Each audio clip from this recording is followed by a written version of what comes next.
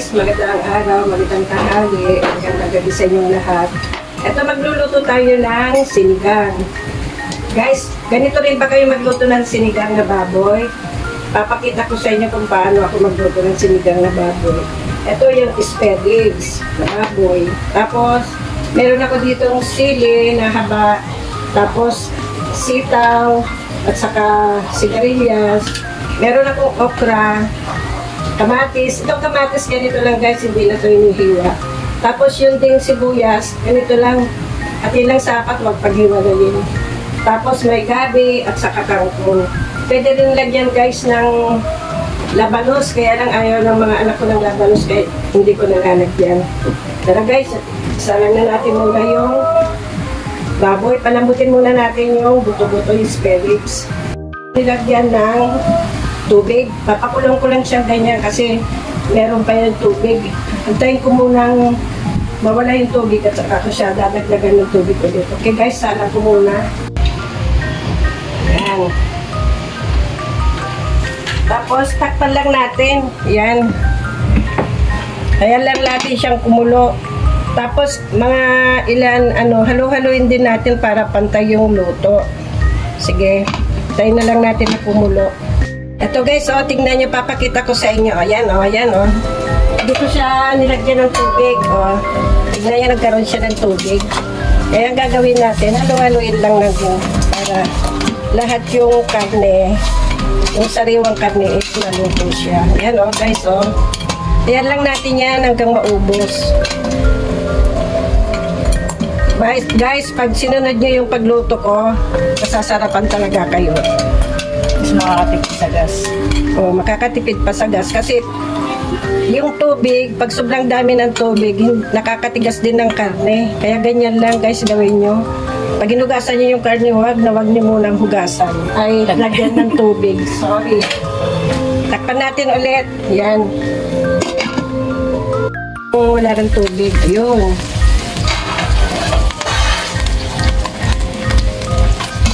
Yan, wala na siyang tubig guys, so nagmamantika na siya. Ngayon, lagyan natin siya ng isang sandok na patis. Yan.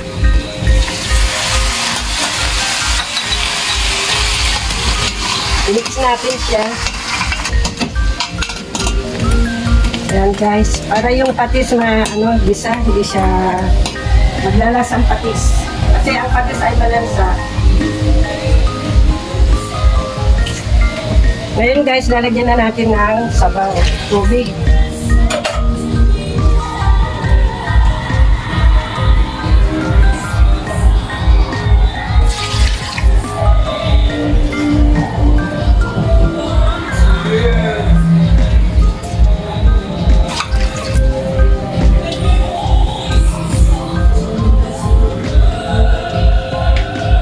Papakita ko pala guys sa inyo, tingnan nyo medyo malambot na yung yung karne medyo malambot na siya, kasandali na lang yung pakuluan mamaya. Luluto na yan.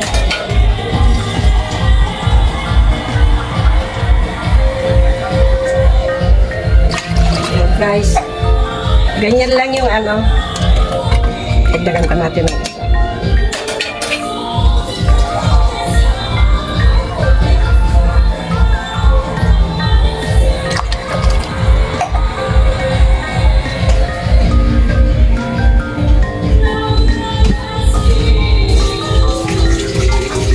Tapos eto na guys, yung kamatis, buo lang natin siyang ilalagay. Ganyan lang.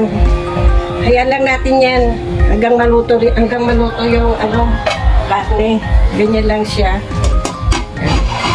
Tapos antayin natin na kumulo hanggang palambutin natin ulit yung karne. Tingnan nyo guys, diba, hindi ko yan ginisa, pero sarili niyang mantika na yan, dahil natuyo na siya, kumbaga lumabas yung sarili niyang mantika, yan. Yan lang natin siya ulit.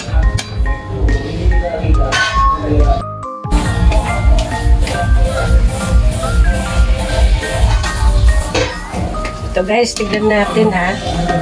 Ayan lang natin yung sibuyas, yung kamatis dyan. Mamaya malalaman nyo kung anong gagawin ko dyan.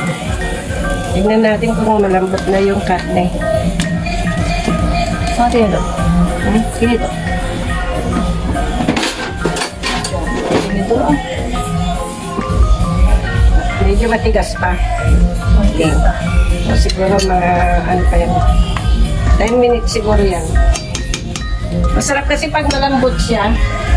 Sa ano, malambot yung karne. Takpan natin ulit. Guys, tingnan na natin kung medyo malambot na yung ano, yung karne.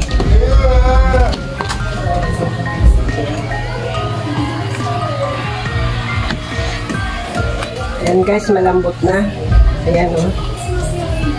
Kaya gagawin natin guys, ano, eto lang o, pakita mo. Pipisatin lang natin yung sibuyas, ganyan. Kamatis. Ay, sorry. Kamatis pala. Yan, yung kamatis lang. Pisatin lang natin sa loob ng ano, sa loob ng iluluto natin na ano. Yan, ganyan lang siya. O, tingnan mo. Yan na. Tapos guys, ilalagay na natin yung gabi.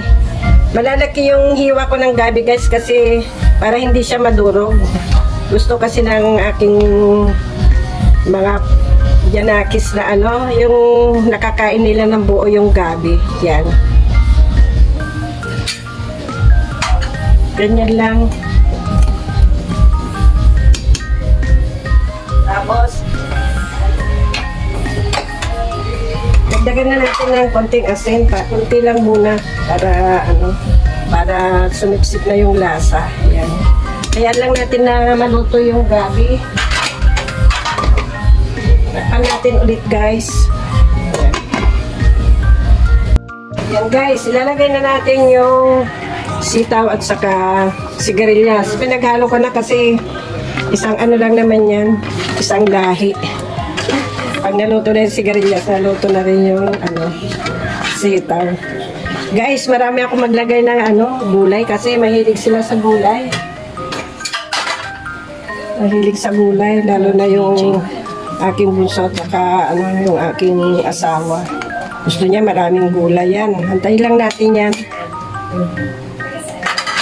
Kasi paibabaw na rin natin yung ano, yung sili. Yan, marami din sili. Saka yung sibuyas na isa pa.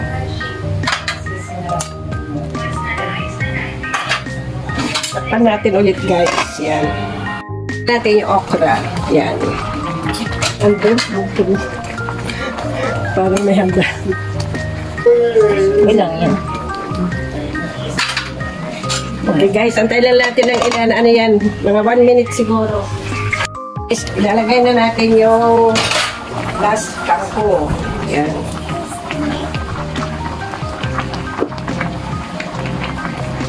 Kangkong guys, yan. Hindi na natin siya. Hindi na natin siya tatakpan.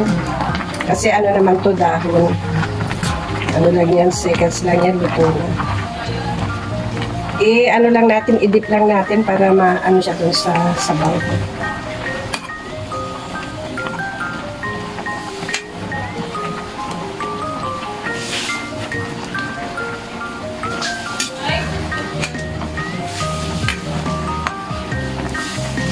Yan guys, i-dip lang natin hanggang lumubog siya dun sa ano, pinakasabaw niya. Sandali lang naman yan naluto. Ayan o, tignan mo. Ano na siya. Okay. Natin yung pang-asin.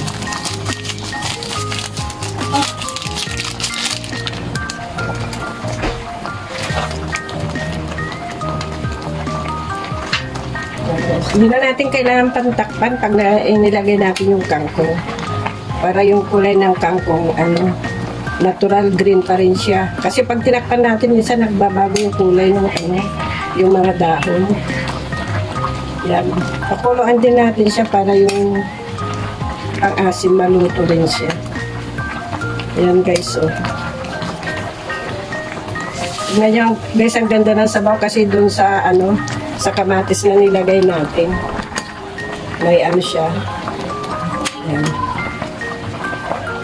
Saka guys, pag wag muna natin masyadong alatan kasi pag nilagay natin yung pang-asim, yan, may alat-alat na siya. Kaya kailangan hindi muna natin gustuin yung timpla pag bago natin ilagay yung yung pang-asim. Ayan guys, tikman natin kung tama na yung alat.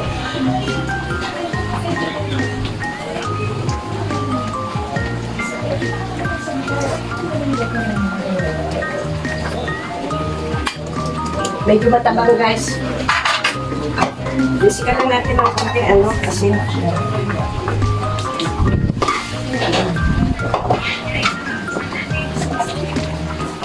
tapos guys, yan na yung pagluto ko ng ng sinigang Ayan guys, tingnan niyo yung yung gabi, hindi siya nadurog Ayan. Ganyan. Kaya pag nagustuhan nyo guys yung aking luto ng sinigang, paki-like, tapos paki-follow lang guys sa FB page at saka sa YouTube meron din po ako, paki-subscribe po. Maraming salamat po sa inyong lahat at God bless po. Yan po. Yung okra hindi siya masyadong luto. Yan. Okay, napatayin na natin.